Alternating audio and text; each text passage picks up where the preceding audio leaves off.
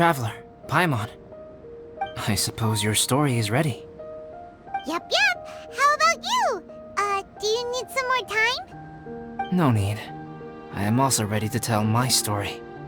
Paimon calls dibs! Paimon first! Please, go ahead.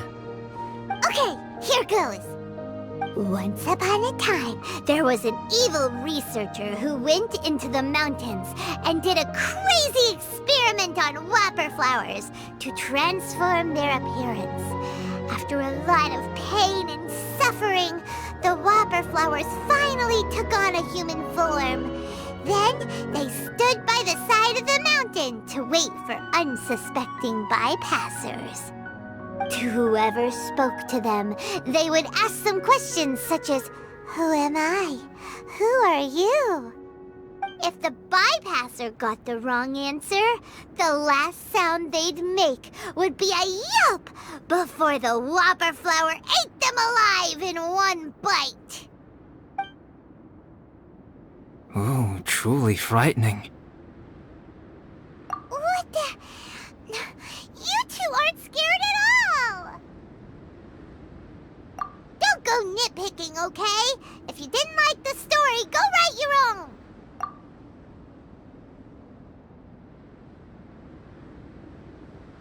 In other words, the whopper flowers would ambush and then completely replace their victims.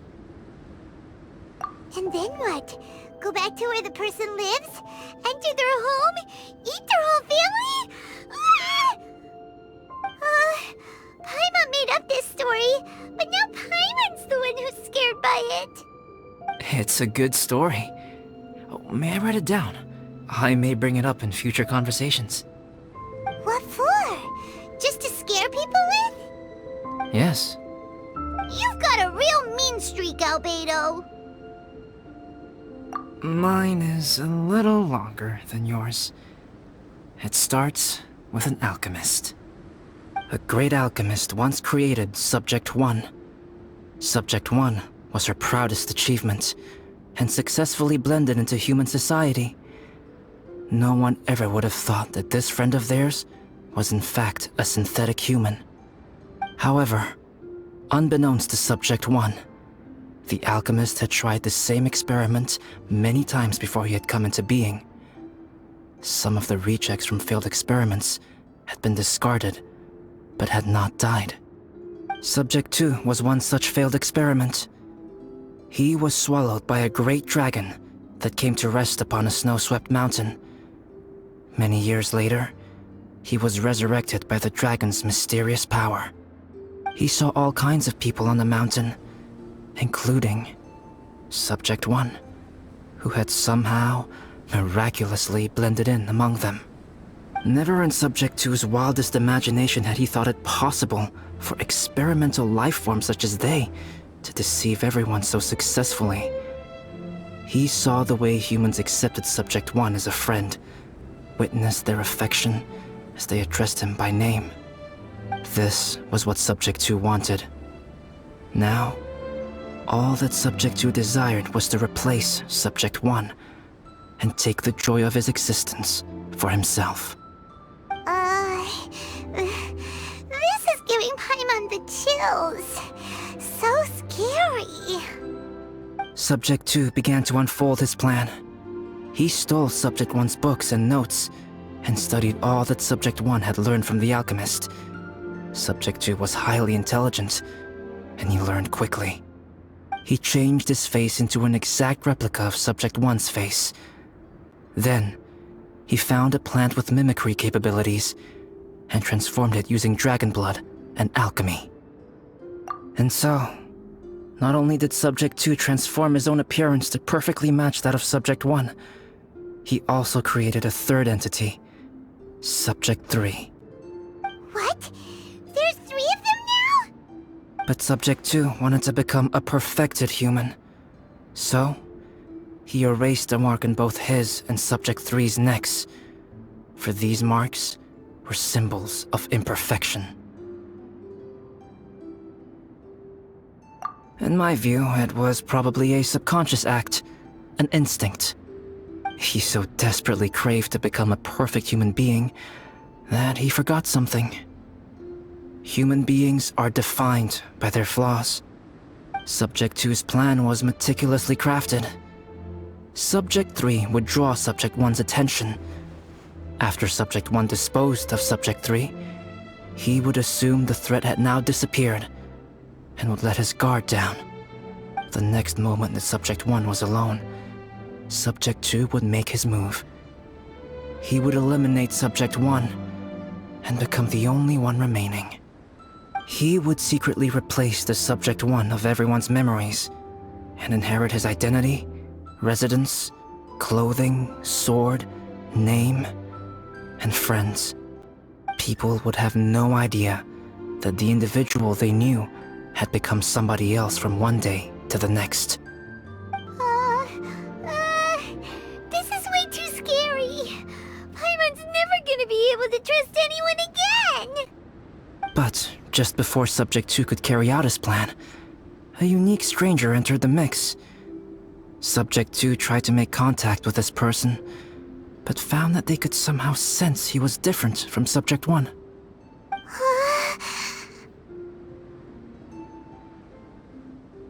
What's wrong?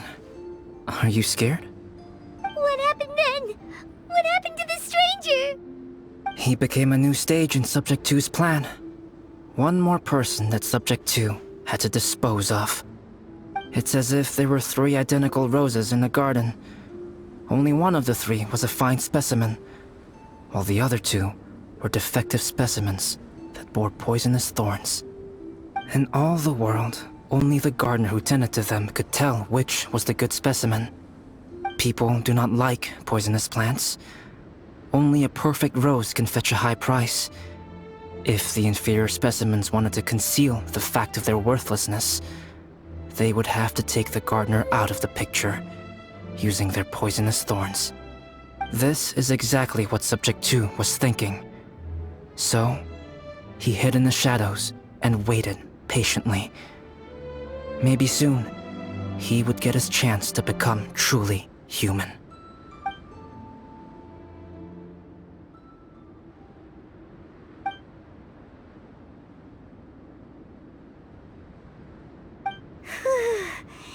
That was intense!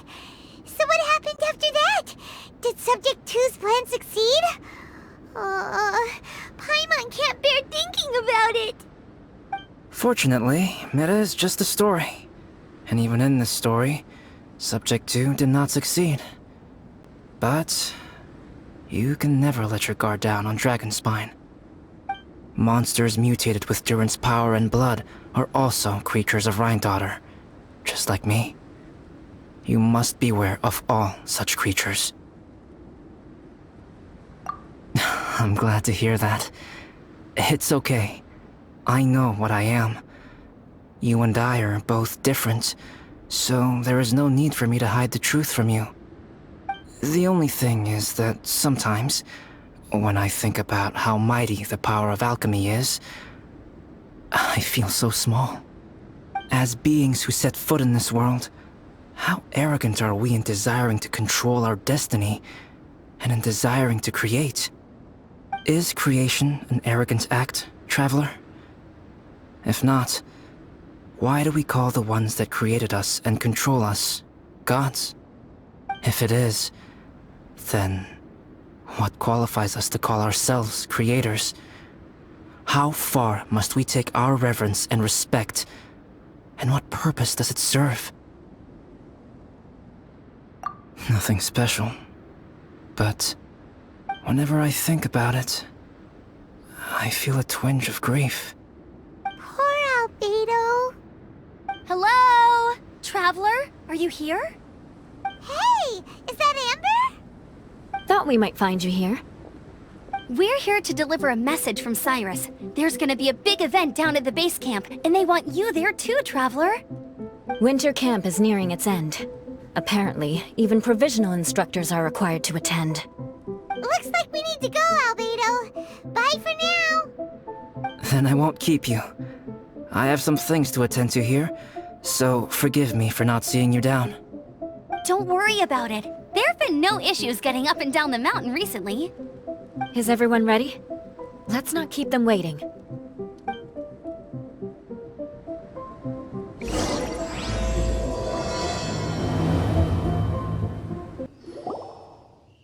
Huh? Who is this guy? Allow me to introduce Yozerv. He's Joel's father. Dad, this is that traveler I was telling you about. The traveler's helped me out loads in the past, and this time we even built a snowman together. Joel has told me everything about you. I can't thank you enough. Wow! This is amazing! Wait a second. Why is Cyrus discreetly wiping tears away? And what is Pallid doing here? Pallid is the hero of the hour this time. Go on, Pallid. Tell us what happened in your own words. Okay. The weather was fine on that fateful day, and I had a feeling that Lady Luck was smiling down on me. So I trusted my gut and set off to explore somewhere new, somewhere dangerous. Because where there is great danger, there is also great treasure. Why does this sound so hard to believe? But I had only been away from the group for a short while when I fell down a slope and just started rolling. Uh-oh. Did my bad luck rub off on him when we ran into each other on the mountain? The place I fell to was somewhere I didn't recognize, and I'd sustained a few injuries. I remember thinking to myself, this is the worst luck I've ever had in my whole life. Then I met Yozerv. He'd heard the sound of me falling and came out to see what was going on. Huh? Wow! So it was completely by chance then! I thought he must have been someone from the Adventurers Guild here for the event, but after a few words of conversation, it was clear that he was having memory problems. He didn't even know his own name. The temperature was freezing, and there was no time to deal with all that there and then, so I convinced him to come back to the camp with me and figure everything else out after we got there. We got back to the camp, ran into Joel, and the moment he saw him, he froze for a second with this completely stunned expression on his face, and then he started crying out, "Dad! Dad!" That's when Yozerv suddenly started to remember. My memory has still not fully recovered, but Joel and his mother, they are the only ones that I will not, no, that I cannot forget. Daddy. Daddy's right here, Joel. Daddy's right here.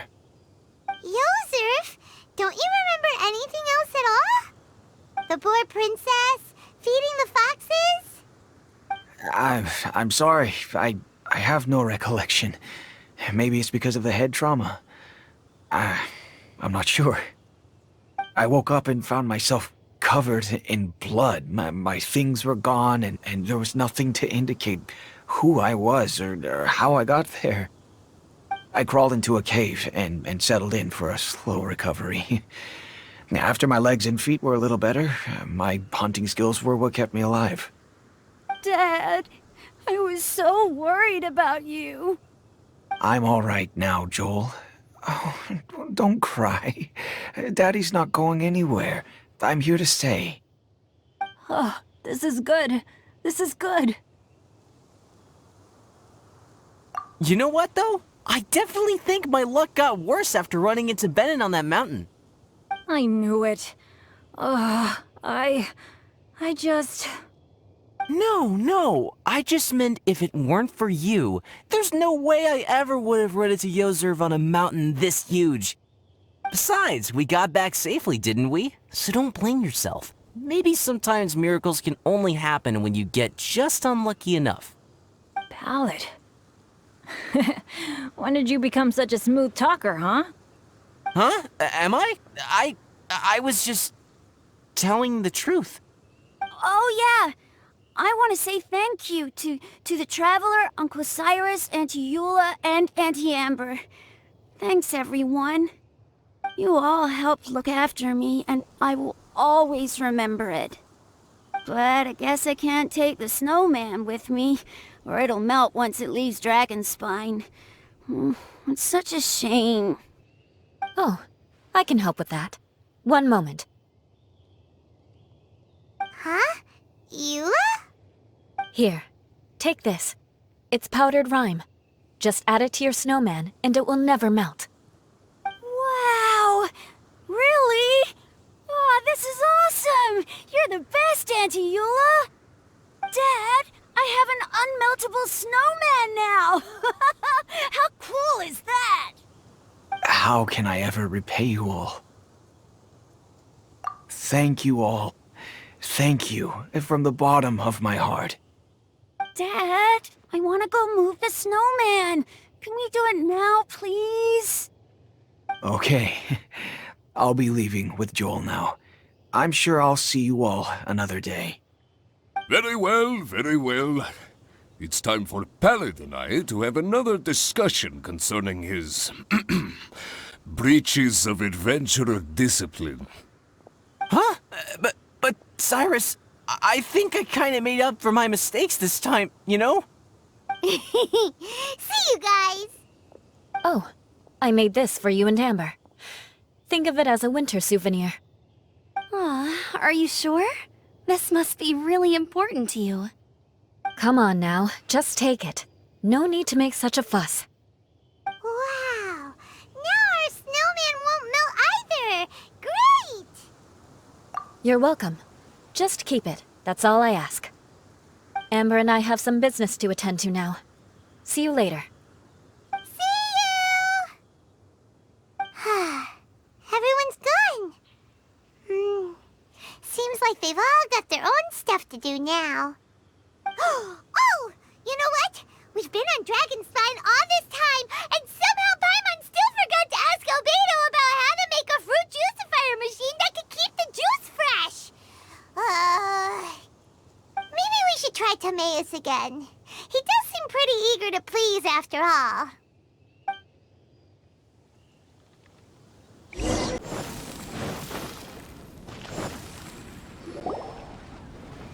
Timaeus! Traveler and Paimon, what can I do for you? Wait a minute. You've got that mischievous look on your face. Oh, you're not still thinking about that ridiculous juicer thing, are you? Timaeus, will you help us? Well, if the Traveler isn't really interested, then, yeah, maybe I'll give this one a pass. It's just the weirdest request ever. No, but Paimon's Sunsettias are gonna go to waste without it. And the time it would take me to research something like that, I could probably pick those Sunsettias again 10 times over. New research project, Timaeus? We meet again. Oh, Albedo, thank goodness. So the situation is, Paimon wants a machine that can turn fruit into juice and keep the juice fresh. I mean, surely it's... Majorly important, that's what it is. If you can manage to invent this, we'll never have to worry about fruit going bad ever again. That's impossible.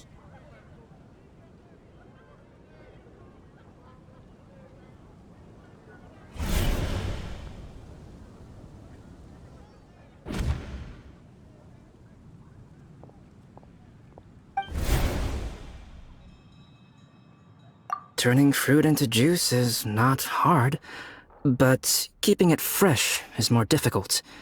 But if you simply want to keep the fruit from rotting, there are many ways to achieve this. Right, Traveler?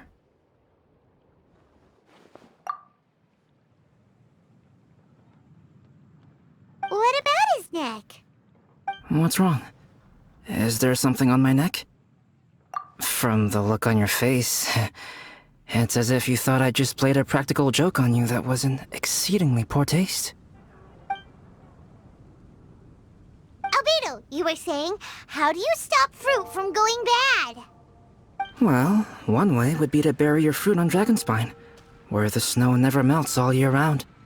But then Paimon won't be able to eat them! You could always live on Dragonspine. No, too cold for Paimon. Or you can give the fruit to me, and I would take it to Dragonspine for you. But since you don't like the cold, you'd have to send someone else to pick them up when you want them. This is where you come in, Traveler. Suddenly sounds a lot more feasible with other people doing all the work. Okay then, shall we go with that idea? Fruit buried on Dragonspine will stay fresh for much longer. However, it is also possible that the fruit will sprout and grow into fruit trees. Who knows? Maybe the next time you visit, it will have grown into an orchard. You can water the trees, add fertilizer, and when they finally bear fruit, you will have some fresh sunsettias. No way! Then Paimon will have to be a gardener! That's not the goal here. Oh? Well, I don't think being a gardener is so bad.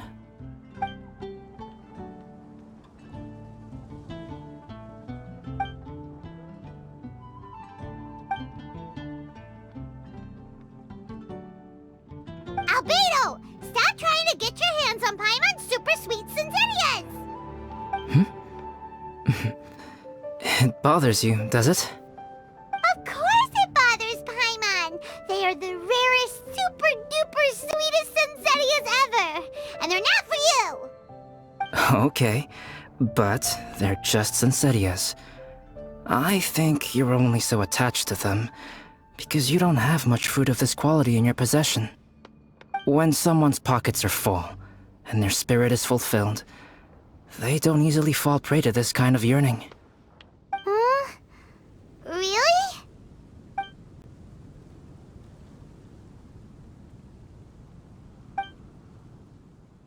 Olive to bat.